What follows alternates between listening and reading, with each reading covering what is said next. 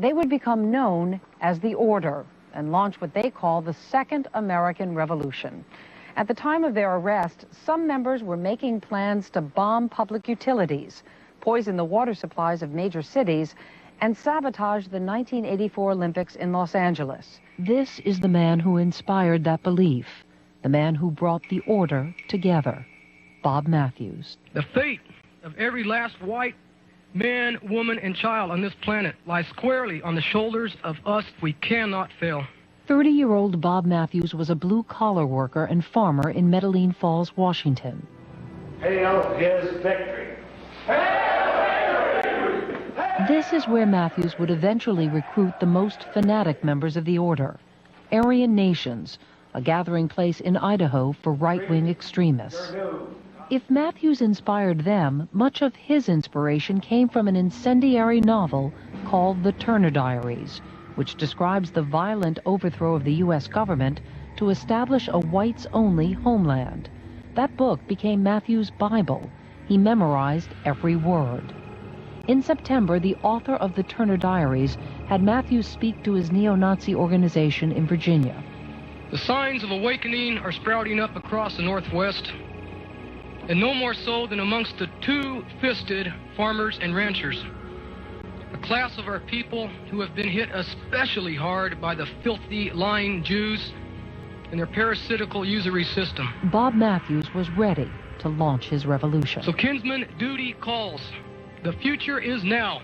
So stand up like men and drive the enemy into the sea. David Lane, a member of the Order old enough to have rooted for Hitler in World War II, was listening to Berg that night and phoned in. I think the Jews are still firmly in control of the Soviet Union. I think they're responsible for the murder of 50 million white Christians. You think so, huh? Yes, I do. I think you're sick. I think you're pathetic.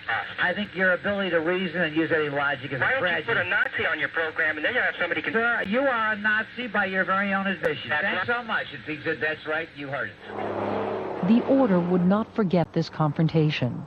In June, David Lane and Bruce Pierce were reportedly part of a hit team assembled by Bob Mathews, who led them south to Denver to assassinate Alan Berg.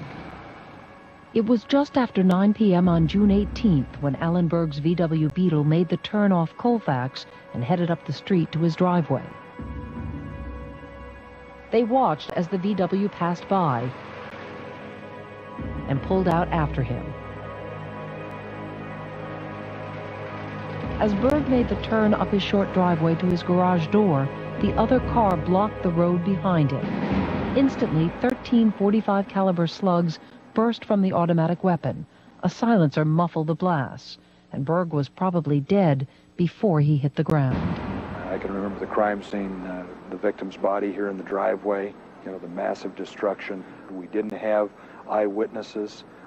The only evidence that we had were shell casings and bullets. It was clear early on, immediately, that this was an assassination, a hit, an ambush. The armor-piercing shells passed easily through the bulletproof windshield. You think you're going to die, and, hope it's over if you die quickly. We just formed a line from the door of the truck to the pickup, and we just passed it. Mathews was in the vehicle, and I was in one of the lines. Bags of money. Bags of money. The pickups were abandoned a mile away, and all 12 Order members escaped with $3.6 million, at the time the largest armored car heist in U.S. history. A handwritten threat from Bob Mathews to the government. Surrender now or face daily firefights with the heavily armed warriors of the white American Revolutionary Army.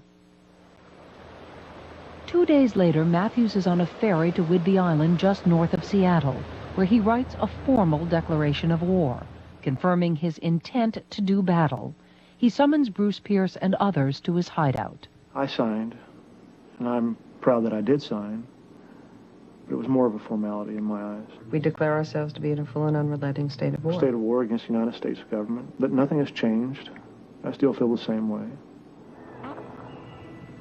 At dawn on December 7th, the enemy Mathews hated so much finally catches up with him. Another informant who has never been identified has tipped off the FBI, and more than 75 elite federal agents have descended on Whidbey Island. including FBI investigator Wayne Mannis. I remember thinking that finally, after all this work, I'm going to come face to face with Bob Mathews. Within hours, other Order members on the island give up without a fight, but not their leader. We're continuing to negotiate with the subject or subjects in the house as of about 5 minutes ago. Over the next 32 hours, the FBI tries to get Mathews to surrender. Ron Edwards from the county sheriff's office listens to the bizarre negotiations. One of the things that he wanted was that all of the blacks be put on boats and shipped back to Africa. By the next afternoon, Mathews is refusing to talk anymore. 5 SWAT team officers storm into the house, only to find him barricaded on the second floor.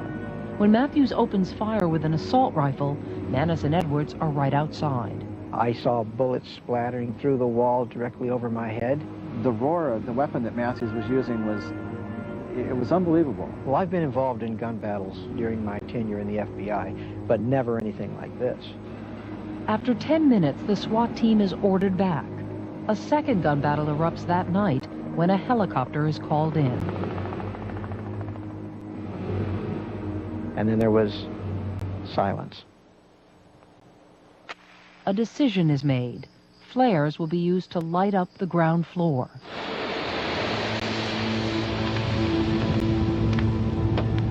A fire begins, then spreads. The whole time the house was burning, he was still firing. He wouldn't give up. The leader of the Order never emerges from his safe house. I will never submit nor surrender. Goodbye, kinsman. Bob Mathews' war with the government has finally come to an end. In the end, we're going to win. Only a quarter of the $4 million stolen dollars was ever recovered. The rest was reportedly distributed among the radical right. You have it in you to be strong, to be brave, to stand up for your folk and your people and to act like a white person. Do you? Yes! The same faces and voices of hate that once inspired Bob Mathews are still out there, inspiring a growing extremist fringe. They did destroy the Order, but they didn't destroy the movement. It still exists. The proof for Denver Parmenter came just 5 months ago. The Oklahoma bombing didn't surprise me. You know, people seem so shocked that it was domestic terrorism. I don't know why. I mean, that's what we did. Timothy McVeigh, accused of the Oklahoma City bombing, is reported to have studied the Order and, like Bob Mathews, passed out copies of the Turner Diaries, the extremist handbook for the violent overthrow of the federal government. The day it happened, first thing I thought of was that damn book, the Turner Diaries. That book has got a part in there about where they take a Ryder truck and put it in the bottom of the federal building. And basically the idea is we need a white America. Let's get rid of all the blacks. Let's get rid of all the Jews, and we will find ourselves once again.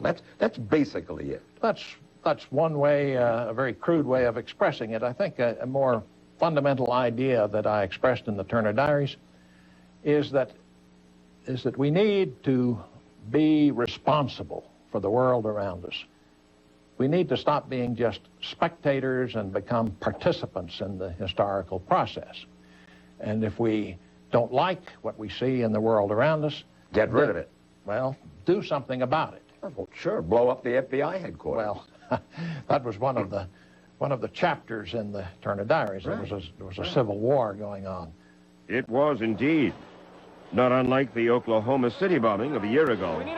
Pierce, way back in 1978, told of a fertilizer truck bomb driven by white militiamen into the underground parking garage at FBI headquarters in Washington. The result, in the book, was much the same as in Oklahoma City. Perhaps the most bizarre chapter in the book tells of the Day of the Rope. That's the day when white traitors are strung up by the revolutionary militias.